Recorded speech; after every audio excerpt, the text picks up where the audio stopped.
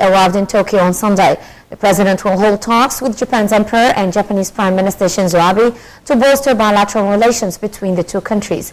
The president will address the Japanese parliament in a historic speech as the first Arabic leader to address the Japanese parliament.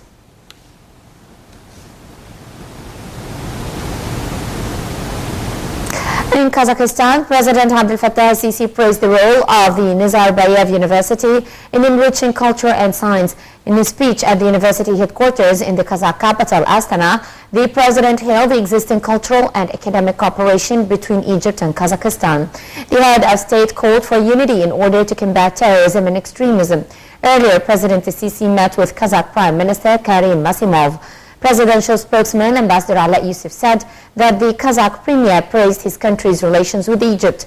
Yusuf added that Masimov stressed the significance of the visit in boosting bilateral ties in various fields. Speaking during the Egyptian-Kazakhstani forum, President el-Sisi said that Egypt and Kazakhstan are paying great attention to the role of investment and commerce in achieving economic and social development.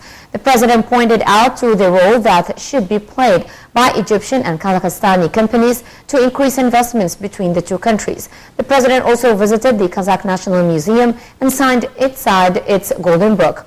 On Friday, President el-Sisi held talks with his Kazakh counterpart Nursultan Nazarbayev, during which they discussed means of boosting bilateral ties in various domains, in addition to a number of regional and international issues of mutual concern. The House of Representatives decided on Sunday to form a special committee to tackle the crisis of MP Tawfiq Okasha.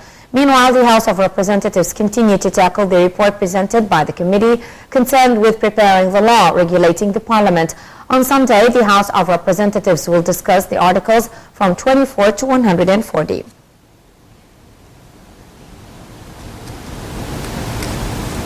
Prime Minister Sharif Ismail said that the development of Upper Egypt governorates tops the agenda of the government. Ismail said in his meeting with the astute MPs that the government will study the problems that face these governorates and will offer swift solutions to them in order to respond to the needs of the citizens without delay. He also stressed on the need to continue the implementation of service projects.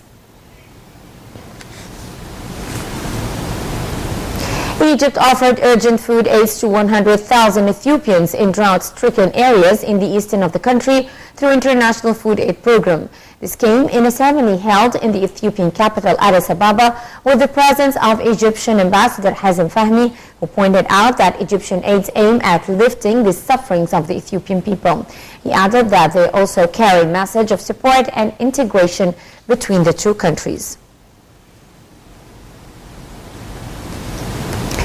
Moving on to the regional arena and taking you to Syria, where the fragile ceasefire entered its second day on Sunday, with battle zones across the war-scarred country largely quiet for the first time in 5 years, despite some sporadic breaches. The temporary truce brokered by Washington and Moscow is seen as a crucial step towards ending a conflict